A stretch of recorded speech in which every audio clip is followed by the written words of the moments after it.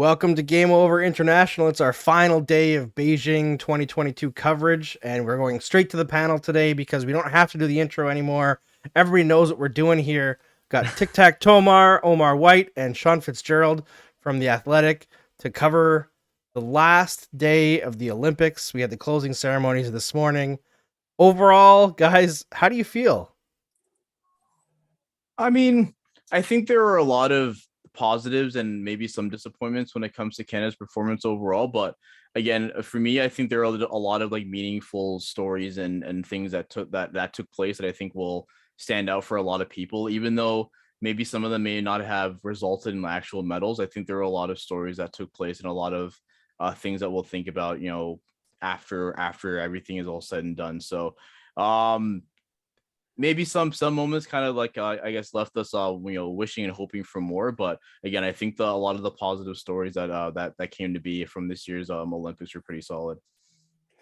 I think you're going to take a look at certain moments, certain memories. Like that's the thing, right? Years from now, when you guys are old like me, and your memory starts to go, you're going to remember certain snippets, right? Like 2000 in Sydney, when you guys were both just in elementary school, if even that. Like I remember Simon Whitfield.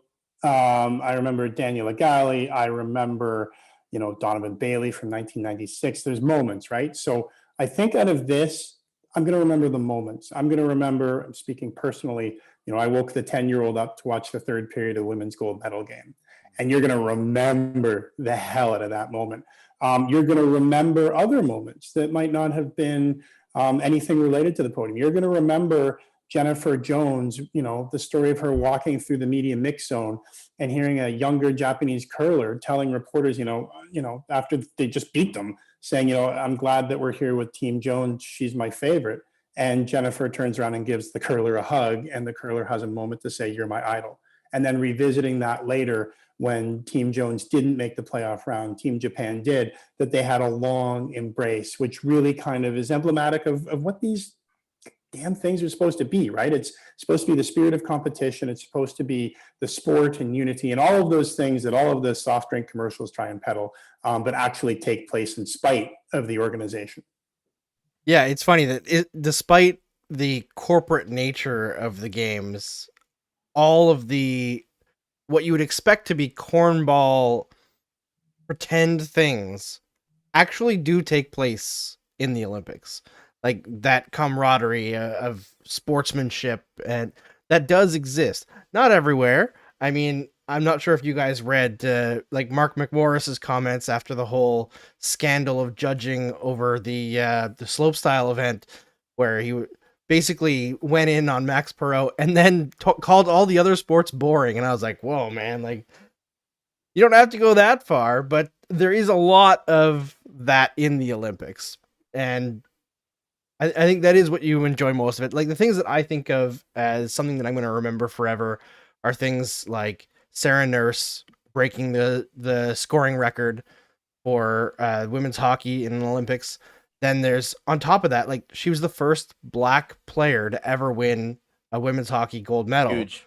Like just sends chills down your spine how cool that is. And we had Erica Ayala on the stream, the show that after that happened, she was talking about like the young girls who were going to be inspired by that moment and have like Nurse on the back of their shirts their whole life growing up.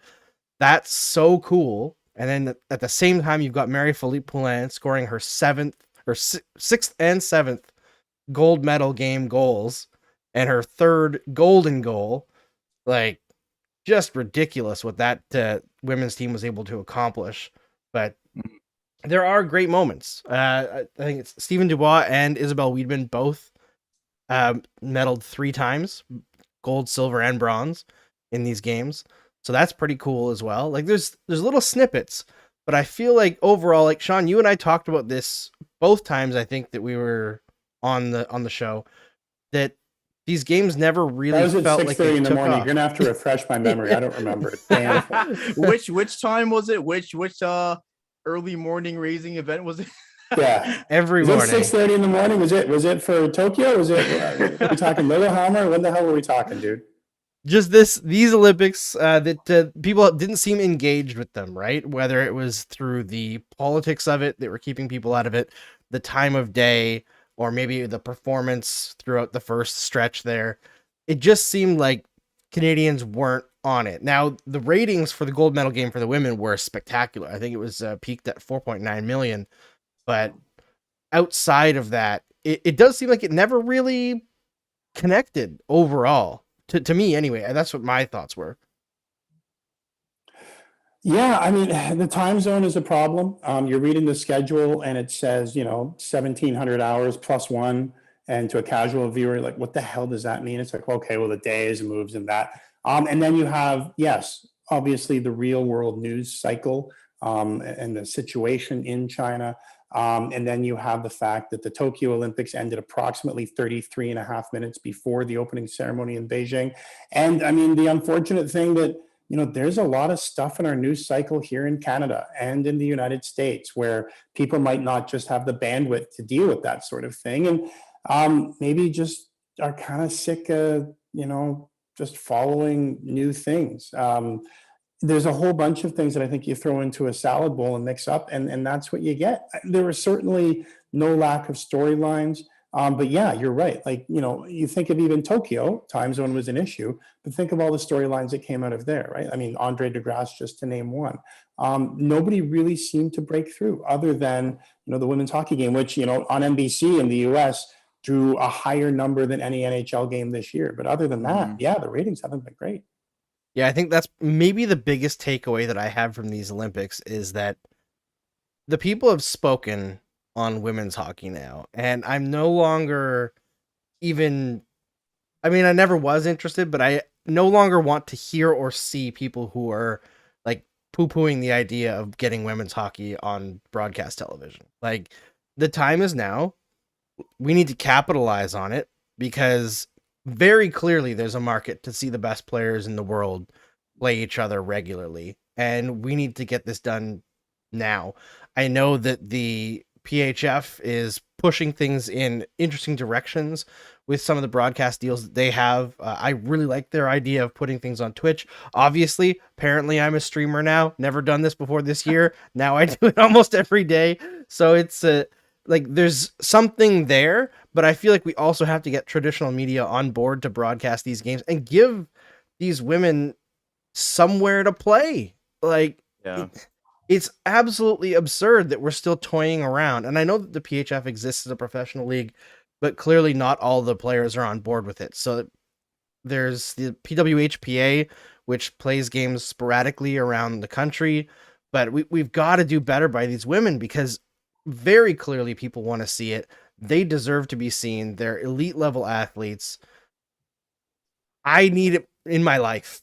It's the amount, I think between Canada and the United States, it peaked at around almost 8 million people watching at once, right? So like, that's pretty damn good for hockey. Yeah, and to that point, I mean, and also kind of like a personal story here. I mean, watching the gold medal game, and again, watching Sarah Nurse like do what she's doing, and again, setting history, Black history in Black History Month is significant. Like my little sister texted me ecstatic that was taking place, and I think that's the main thing that we need to focus on is the fact that we are aspiring young lives like all around the world. People are watching this, and you can look at the numbers, you can look at the intrigue on social media, like people care. And to your point, Andrew, people want a platform for this to be seen regularly, where we don't have to go over different hurdles and different and hula hoops and stuff to be able to watch this. So I hope that when it comes to like takeaways, we're talking about personal things that we all seen. I hope someone has been watching this and is seeing the intrigue and is seeing the significance of what this women's team meant to so many people, and how if there's any time to capitalize, and I'll capitalize on it. I think the time is now, definitely. No, and Omar, I mean, to add to your personal story with another personal story, the very first family sporting event that we did as a group was yesterday. And we went to take the kids, we have a 7-year-old and a 10-year-old, to watch the Ryerson women's hockey team play against York.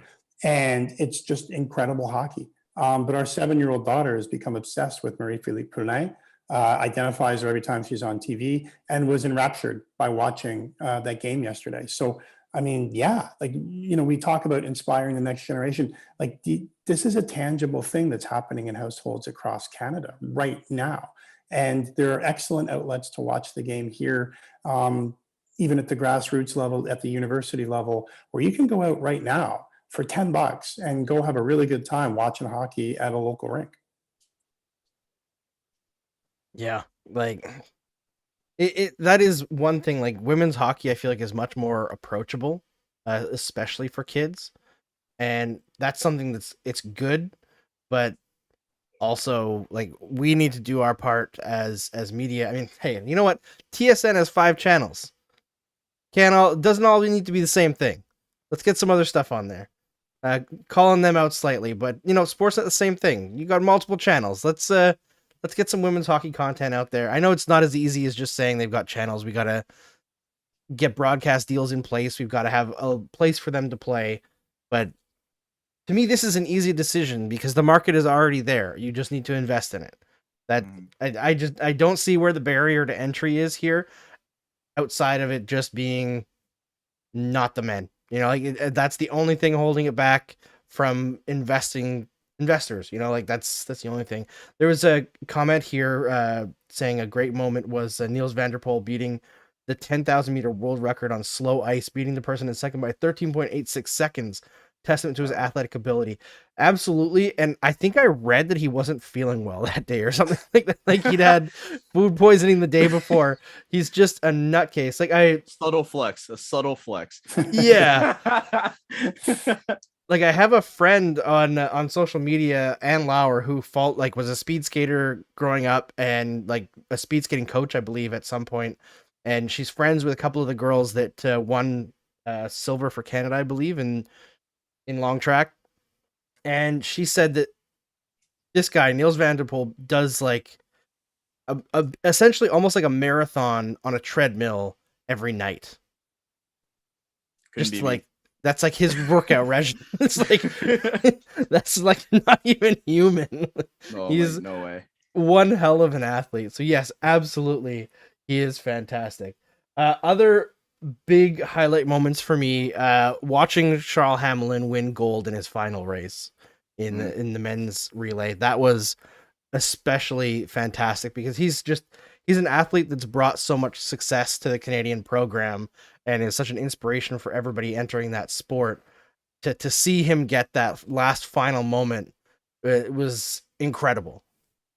Yeah, honestly, and like we've been talking about, there's so many like feel good moments, and it's funny, like Sean, you brought up me and Andrew's age. Like for me, like Madeline Skizis, 15 years old, just has a standout performance and like literally like clutches Canada into the qualification aspect of the group figure skating event. And it's just like I'm thinking about myself at 15, like like I'm walking around like my high school hallways with like big over-ear headphones and like plaid and stuff, and then I'm watching Madeline just like on the biggest stage, has the most pressure of like any 15-year-old at that moment, and just performs.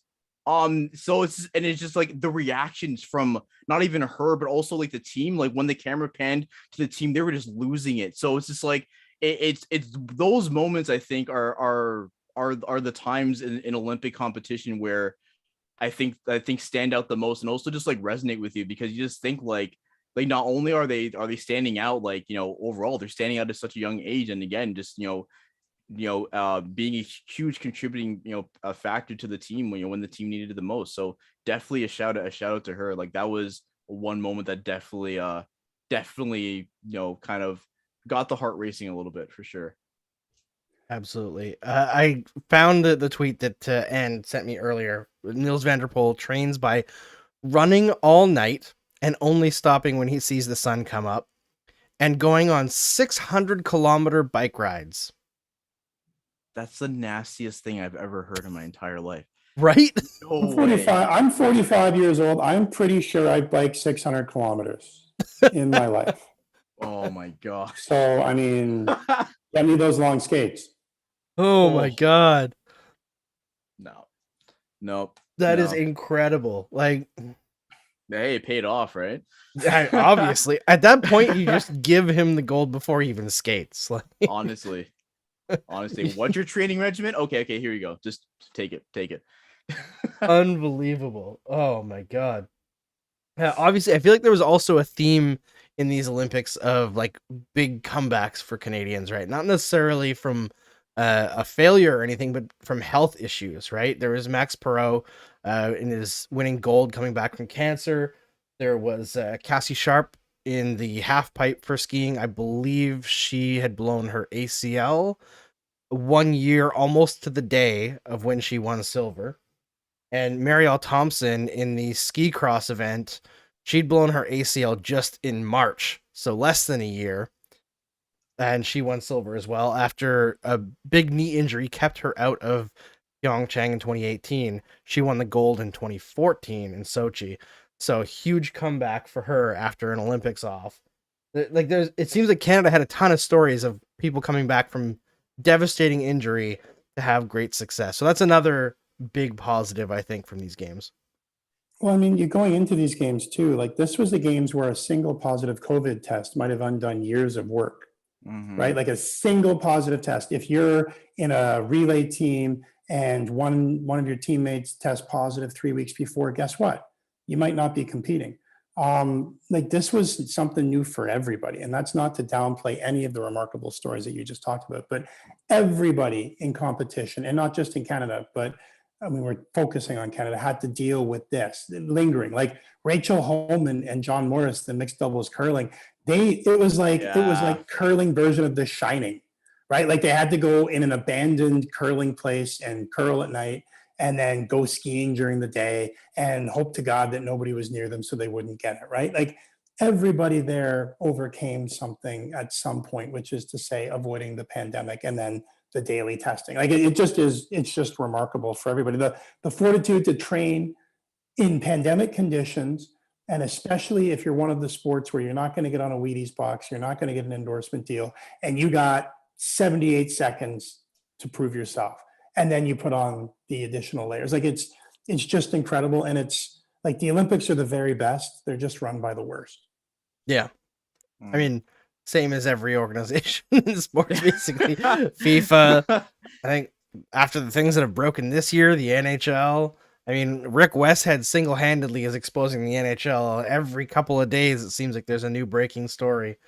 So if we had like 3 or 4 more Rick Westheads out there, I feel like we'd know a lot of bad things. Katie Strang, Rick Westhead, Mark Lazarus, yeah. It's like a handful of people just like ripping the Band-Aid off, and we're seeing the dirty underbelly of, I think, all these major corporations that deal in sports. Like whenever your motivation is purely profit over the sport, you know, there's things that get hidden. There's things that go on behind closed doors that the average person would be shocked by. But the larger the organization gets, the shadier it gets. And that's like FIFA and the IOC are the tippy top of the worst.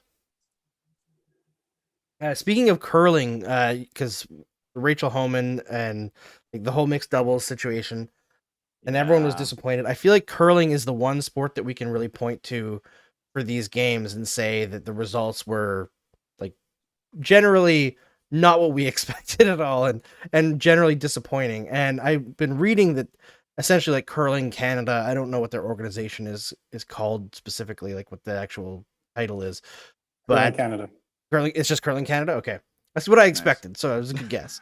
Has been talking about like doing a deep dive, essentially like introspectively, have they lost the plot of what they're planning? And I find like watching so much curling throughout these games, because it was something that was on often while I was like planning things out and scheduling people.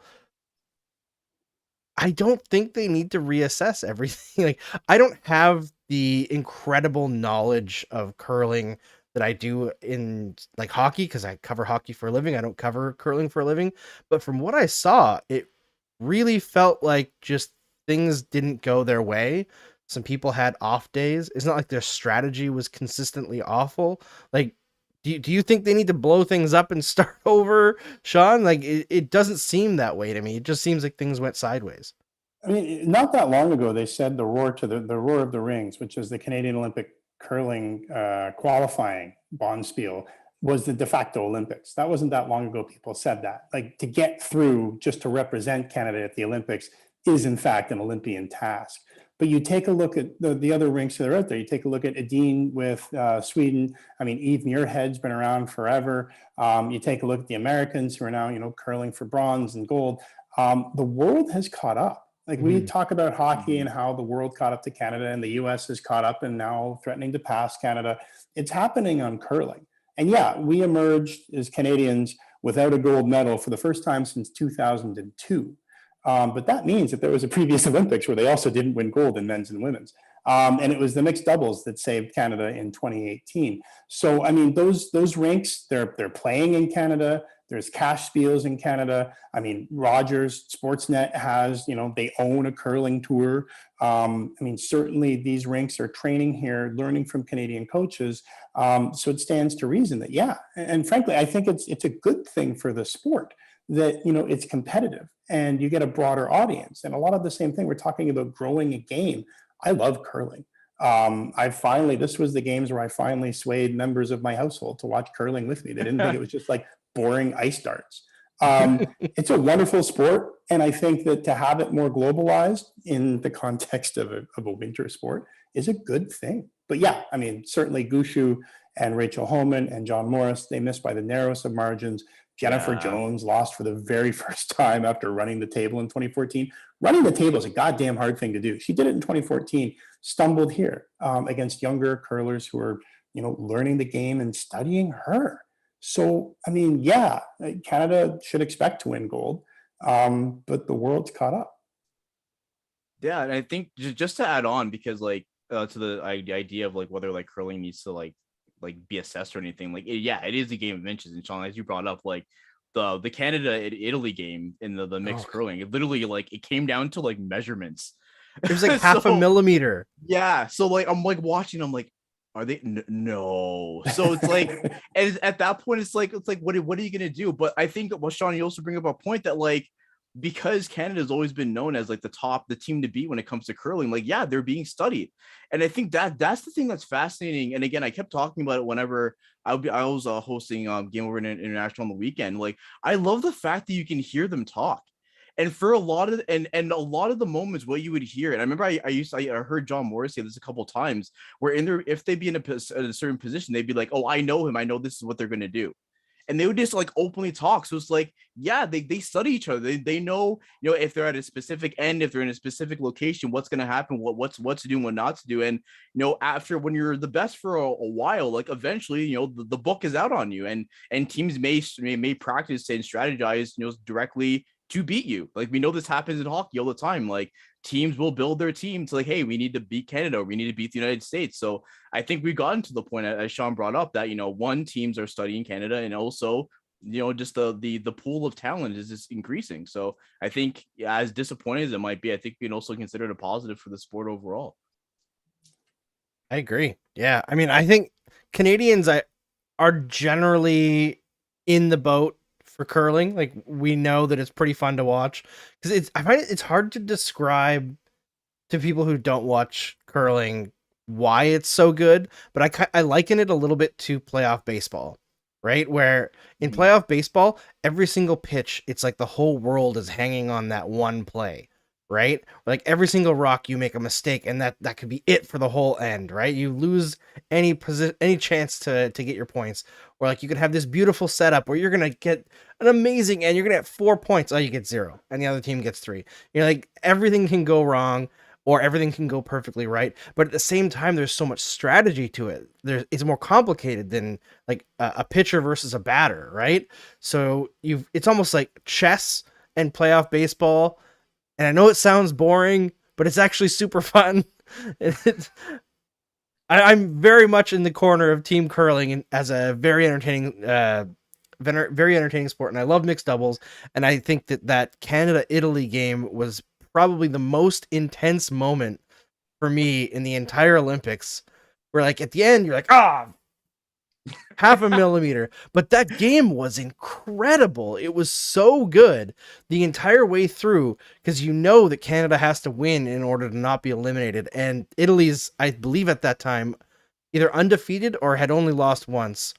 And it was just this, it was the best match I thought Canada played that entire mixed doubles tournament. And they just couldn't beat that Italian team. And I don't know, I just thought it was, they didn't get it in the end, but it was just a superb piece of entertainment and it was a superb sporting moment. There was a story out of Vancouver 10 years ago. Oh, Jesus Christ, 12 years ago now. New York Times did a story about curling and how all of a sudden, because it was now on NBC, different platforms, like stock traders, because curling would come on right at the end of the trading day. And all of these traders, after the super intense day, would sort of start staring because it came across, I think it was CNBC, was the affiliate that carried curling, and had all of these traders who had just been through the ringer watching curling, and it was like it was like watching a lava lamp, right? And it was like really relaxing, but also kind of activated that corner of your brain. One of my favorite parts of the Olympics is that every 4 years people discover curling and people rediscover their love for curling. And now it's like, well, maybe I'll watch the Briar in a couple of weeks. I'll pity Brad Gushu and his rink, by the way, who are going to be home for 7 days and then have to go to Lethbridge to compete in the Briar. But yeah, I mean, that's one of the things that the power of these games is that people will, you know, they might not stick with it, but they might watch it and might even go give it a try, some of these sports. Absolutely. And I feel like curling is also one of those sports where it's fairly approachable to try. And there's lots of curling rinks, especially in larger cities in Canada and smaller cities too. You can go down on one weekend and check it out. I mean, maybe not so much in COVID times. I don't know what the restrictions are in your area. I won't guarantee you that you can, but when things somewhat normalize, yeah, you can go out and check out your local curling rink and have a lot of fun. But you might be surprised that it's a little bit more physical than you think based on what it looks like. It's a little bit tougher than that. The footwork is one of those underrated qualities. Like, you know, when you watch a sport and it's like, oh, that looks easy, and then you try it and it's like it's difficult. The footwork is something that may look easy, but like I know I would fall on my face, like trying to keep up with the rock as it's sliding down. So yeah, That like definitely want to try. Just getting that low down to the ice, you got to be able to stretch a little bit. It's oh yeah, you got to be able to be a little bit flexy. Other things that I wanted to bring up. Let's see here. Yeah, so the performance overall by Canada, because we kind of got into it with the curling there. 4 gold medals, all of them amazing stories, but it is the lowest number of golds that Canada has earned in a Winter Olympics since 1994 when they won 3. Now we're kind of on the era of like own the podium, right? Where even leading up to Vancouver, Canada was doing pretty well.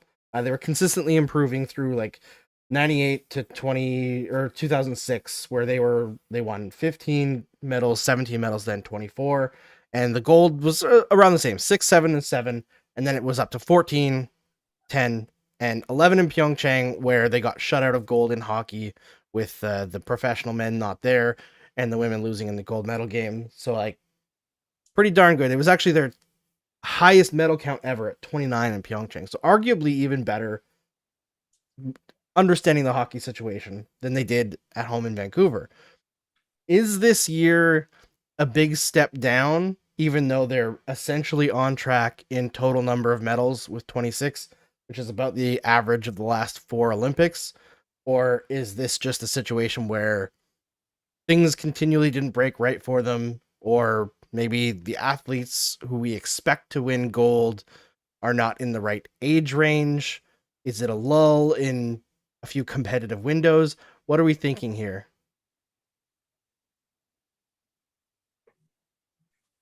Oh, I mean, I think it can kind of be a combination of the thing. I mean, to your point, Andrew, about saying like, are there some like athletes that maybe we expected to do well that didn't? I mean, I think the name that has been in my head for a while has been Ted Yen Bloman, and for speed skating. And it's one thing that, you know, obviously he didn't finish where he wanted to. I want to say his first run he finished 10th. But it was the comments that he made afterwards that really kind of sat with me, where it wasn't from a sense of just like, unpreparedness. Like I think, just paraphrasing, you said like, like I was prepared, I felt like I was good. I just like I didn't know what happened.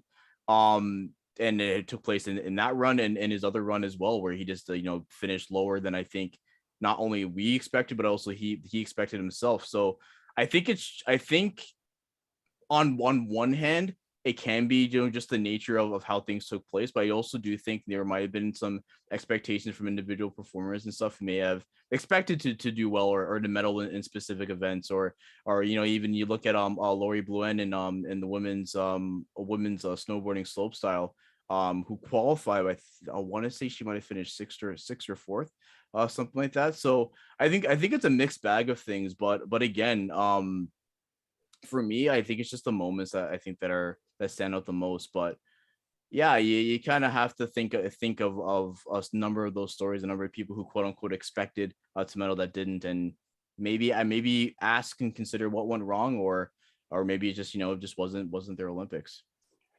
You take a look, and I mean, Canada still had 68 top 8 finishes at these games overall. So, I mean, there was a significant number of folks who were in contention. There were 8 fourth place finishes. That used to be known as Canadian bronze, by the way, before we started winning stuff.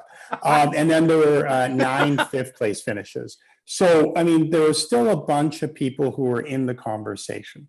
I think what we want to look at here is sort of what, Omar was talking about, and also what you were talking about as well, Andrew, is the cyclical nature of what we're seeing. I mean, take a look at, who was the co-flag bearer heading into this? It was Charles Hamelin, who, when we're talking about old folks, he would be a lot closer to me on that old folk spectrum. And he was just at the end of his 5th Olympic Games.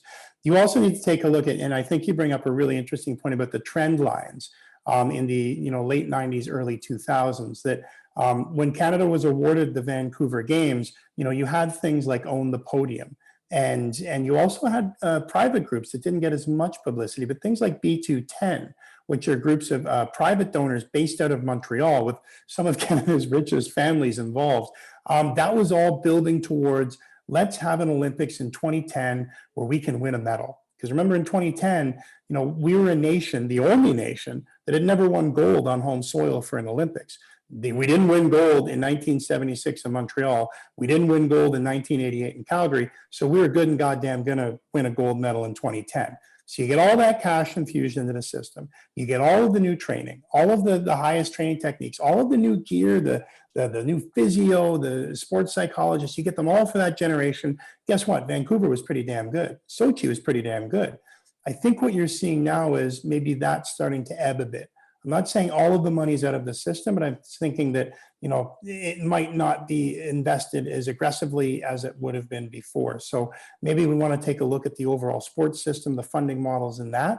But it can also, I think another big part of this is that, some of our stars from those games are aging out. I mean, even some of our curlers are talking about whether this is going to be their last quadrennial or not. Yeah. It's a interesting subject, right? Like, and I think the other thing that I look at is halfway through these games, Rachel Homan kind of took to Twitter and talked about how she was feeling. And I believe for the most part, what she was doing was she wanted to celebrate somebody else, her friend who was competing. But she was also talking about like she was at a very, like her lowest of low points, which it's understandable because of what her and John Morris went through to get there, the isolation, and then devastatingly not making it past the qualifying round. But this whole Own the Podium idea, I understand it for Vancouver, and I think overall the program has been a phenomenal success. But should we be in a position where I think of, I can't recall the name now, but I believe it was a woman who was expected to win gold in, I believe it was skeleton in 2010. And it was early in the games, and she ended up in silver. And she was in tears, saying like she felt like she let her whole country down. And I just think, is this really the way that we should be looking at the Olympics? Like, winning is great. It is. And we should strive to win. But should it be gold or nothing? I mean, I guess it's two conversations, right? I mean, I think the business aspect of things will say yes, gold, because gold means more eyes, and more eyes means more money. But I think if we focus on the gold all the time, and a lot of people might say like, oh, well, let's losers mentality. But like, I think if you only focus on the gold, then we ignore everything else. We ignore the comeback stories. We ignore the resurgences. We ignore and this is something we talked about at the beginning of the show. We ignore the moments where all the athletes at the end are congratulating each other. Like, again, at the end of I think it was at the end of the women's snowboarding slopestyle, like they all like were in a huddle, just like hugging each other, like on the ground, just excited for each other. And I think those are the moments that have to matter. And yes, I know, like, those aren't, going to get any dollars or any endorsements or anything. But like, I think when you're at a point where someone is training their large portion of their lives in a particular thing, they've dedicated their lives to this, and they get silver, which is an incredible feat, but they feel like they lost and they're letting people down. I think that's where we need to take a step back and really start to think of what's the most important thing here. Is it winning, or is it just the fact that, hey, you made it, you're here, you're on the international stage, and you're representing your country, doing the thing that you love, doing the thing that you've dedicated your life to. So I think that's what the focus needs to be. And again, I know that sounds very Disney Channel, but that's just, I think that's the thing that needs to be the most important. It's a philosophical discussion, right? Like, I think, you're looking at 1976 in Montreal and 1988 in Calgary. The funding model was more or less, okay, we have this pot full of money. We're going to disperse it equally, because our approach is we're competing in sport for the sake of sport, right? So somebody in biathlon might have the same access to a percentage funding as somebody in bobsled, and somebody in downhill skiing, and somebody in luge, right? What 2010 and Own the Podium and that sort of necessitated this shift to funding success, right? So if you are in bobsled and you start winning and you start having success, through Own the Podium, through B210, which is separate from Own the Podium, you then gain access to more funds because you are now projected to perform well on the Olympic level. So yes, what that does is that changes what Omar said is the Disney model, I guess, which is, everybody's out there to have fun, to, okay, you've done well, you're going to win for us. So you can look at it that way. I think you can look at it another way too, that everybody who's going to the Olympics, I mean, they want to set a personal best. They want to represent their country. And, if they're in that top echelon, they want to win. And, Rachel Homan would expect to win because she's one of the very best in the world. You take a look at, we'll talk about bobsled, because I think that's an interesting case study.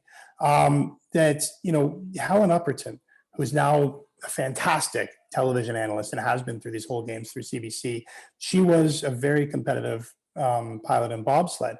What the funding mechanisms allowed her to do through B210, the private model, was she was able to go and say, look, I want to be able to compete, but I mean, the Germans have like astrophysicists designing their sled, and I've got the toboggan from my mom's garage, basically. I need help. I need this extra funding. I've got the results. I need the extra funding to be able to compete. And B210 gave her the funding, gave her access to other programs to be competitive. So it is kind of that trade-off is, okay, on one hand, we're funding you. So yeah, the expectations are going to be to win. But the other one is, if you're an athlete who wants to compete on the world stage, you also want to be able to say, look, I've got the results. I want to compete at the very top of my sport. I need access to these funds. So we need to figure out, like, do we want, and I love that. Do we want the Disney model? Because there's merit to it. Like, are we competing in sport for the pure, sort of, I don't want to say the thrill of competition, but just to say everybody's got a level playing field? Or are we going to target and give funding to athletes who can compete for the top of that podium? And what does that entail? I think that's an absolutely valid discussion to have. And I feel like that's also a conversation that we don't have a lot, is like, on top of letting your country down, if you're a breakthrough athlete for Canada in a sport and you're expected to medal or like win gold, like you're Kaylee Humphries in bobsled, and before she started competing for the USA, of course, because she's, I was going to say too soon, man. Yes, I know. But, because she was kind of our breakthrough athlete in bobsled, right? She was Canada's athlete of the year, for God's sakes. 100%. And Lou Marsh. She messed up her first Olympics, right? And she didn't medal anywhere. On top of feeling like she's letting her country down, she's letting down her sport because they're not going to get as much funding. I find that to be such a crazy thing to think about, the pressure on these athletes, on top of wanting to win for themselves, on top of wanting to win for their country. It's also for their fellow athletes and the people coming up behind them that are inspired by them, that now they might have less funding because of something that didn't go right for them. I find that it's hard to be all happy-go-lucky about the Olympics when you think about so much it's at stake for so many people in the next generation, and which is why you got to kind of celebrate like Canada's, I believe it's their first medal in ski jumping this year. It wasn't James Crawford, it was the team combined in ski jumping. I believe that was their first medal ever in ski jumping, which is crazy. So that sport's going to get a couple coins tossed at it from the program that Canada's running currently, but it is a weird thing to think about. Jesse Blake is in the comments here. Thanks for joining us, Jesse. He said that he's glad that I'm going to get some sleep. Yeah, I got 8 hours last night for the first time since January 22nd. So, feeling very good today. Yeah, I think that's, and yeah, it speaks to what Sean was saying earlier when it comes to like the intrigue about the Olympics. Like, it's tough. it is complicated. Yeah, and I think that's why shows like, and this is gonna sound like a shameless plug, but I think like what we were doing here with Game Over International, I think was so significant because not everyone can wake up at or stay up all night and watch hockey or watch all these events, and there's only so much mileage you can get out of like reading a post or seeing a tweet or something. I think having a platform like this where you can have people who are experts like Sean, who just know all this information off the top of the dome, can talk about all this stuff and give insight, and again just like let people know what's going on and what's taking place, because when you have the Olympics taking place on the other side of the world, I guess again relative to Canada, it's a tough hour. definitely to go through. So kudos to you, Andrew. You're doing this like 5 days a week, man. So kudos to you there. Well, and thanks for hanging out and doing things for me on the weekend there, Omar, because it allowed me to get a little bit of rest and relaxation over this crazy. This is day 18 that we've been doing this, right? So it's crazy. We'll wrap it up here in a minute because I know it's the evening. Everybody wants to go do their own thing. And I thank everybody for joining us through this journey of the first time we've done Olympics coverage at SDPN. But I do want to hit off with another more philosophical question. I know that the Olympics in the winter, they're trying to do more to diversify where the medals are coming from. The Summer Olympics has so many more medals overall, just crazy number of sports compared to the Winter Olympics. Unless I miscounted, which is very possible because I was doing it while trying to get my oldest to go to bed, but 109 medals, gold medals total for the Winter Olympics this year. 23 medals between cross-country skiing and biathlon.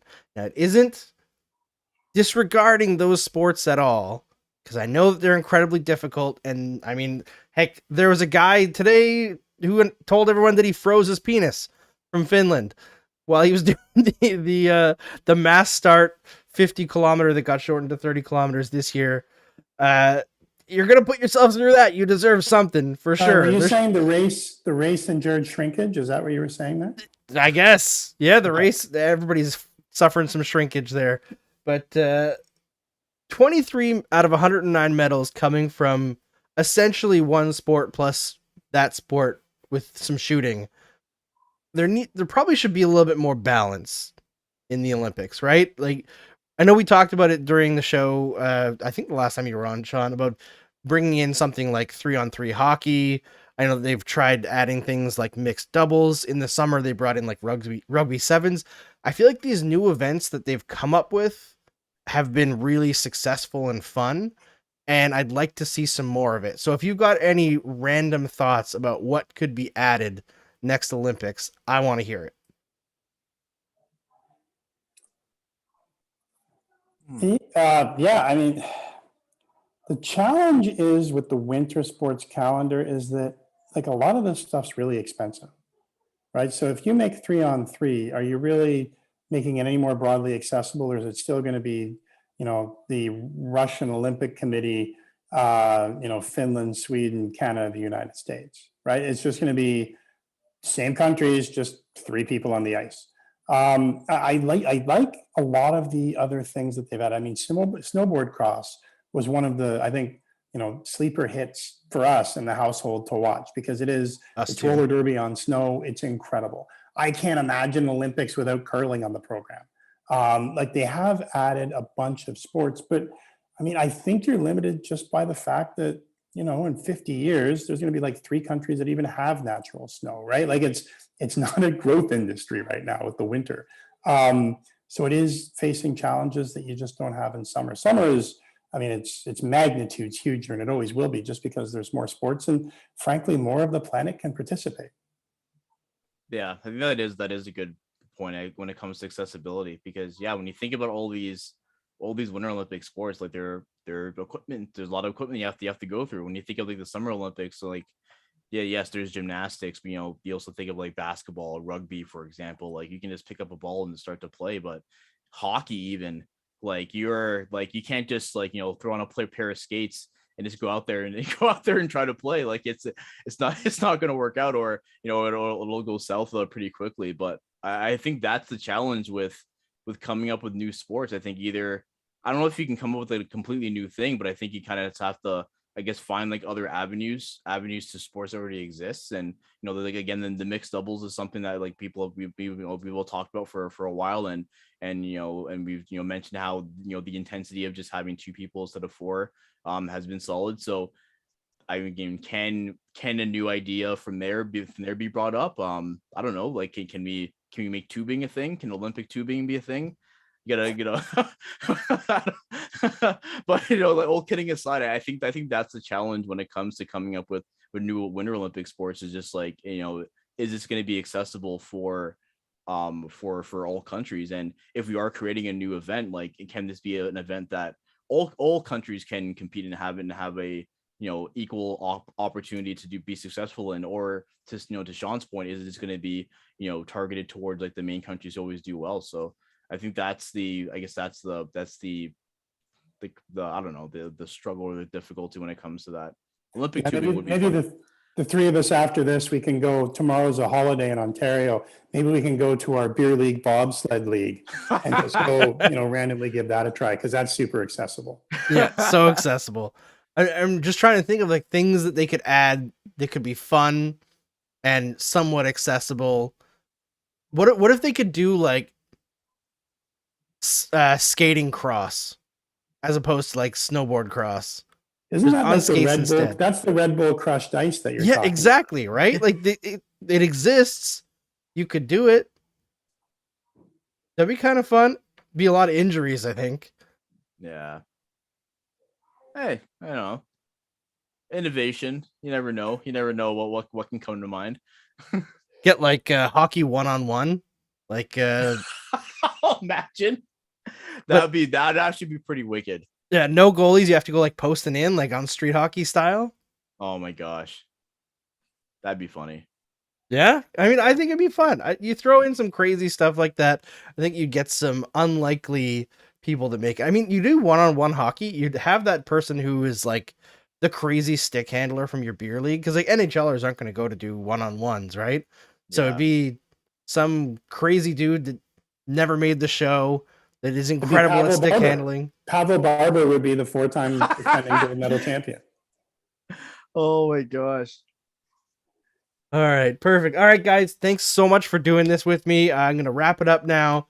Thanks for everybody for watching. And before we go, though, of course, first Omar and then Sean, tell everybody where they can find your stuff. Oh, should I go first or should? Oh, okay. So I'm on Twitter, Tic-Tac-Tomar. I do Leafs gifts. I do the Maple Leafs report cards for the Athletic. On Yahoo, doing in the mentions and zone time with Julia McKenzie, also fellow SDPN person. So yeah. hopefully the Leafs do something this year. Yay. I am on Twitter. It's a really ridiculously complicated handle, and I won't bore you with it. I'm also on The Athletic. I have a piece up this afternoon where I go through a few of the things that are going to stick with me through these games, even into my old age. I'll still be able to remember them. Awesome. So definitely check that out, and check out Zone Time, of course, and follow both of these gentlemen on Twitter. Their Twitter handles are in the description of this video and of this podcast, so you don't have to worry about having to spell it out there. Everybody can go and copy paste. Thanks everybody for sticking with us for our first time doing this for the Olympics. Game Over International will return for the World Juniors when they come back in August, and I'll talk to the SDPN boys. We might maybe cook something up for the women's under 18 since they got canceled and then uncanceled and rescheduled now for June. It might not be me hosting, but I feel like we should do something special to keep the ball rolling with women's hockey. And if you really, pushed onto women's hockey and you discovered it and really love it this year, go and check out the Noxie and Cax podcast on SDPN. It's fantastic. You get to know the players. Incredible. It's really fun. I mean, they pointed everyone towards Jamie Lee Rattray before the Olympics started as a player to watch, who was an absolute spark plug these whole games. Incredible player. They were right on the money there. You cannot miss out on their show. Actually, Liz was supposed to be on the show here with us to close things out. Oh, my watch is talking. But she had to get called into work, so unfortunately she couldn't make it. But we are going to do something with her at some point. It's going to be fun. We're going to be back at some point. So don't unsubscribe on Spotify or Apple Podcasts, wherever you get your podcasts. Stay with us. And thanks, everyone, for joining me. Thanks, everyone who came on this show. Woke up at 6 a.m. to do this. Mike Stevens. Yes, Mike Stevens, who finally woke up. The third chance. Oh, man. He's gonna be that's gonna be something that we're gonna be talking about for the longest time. 100%. Awesome. Love you, Mikey. All right. Talk to you guys soon. I mean, maybe not that soon. In August at least, maybe in June.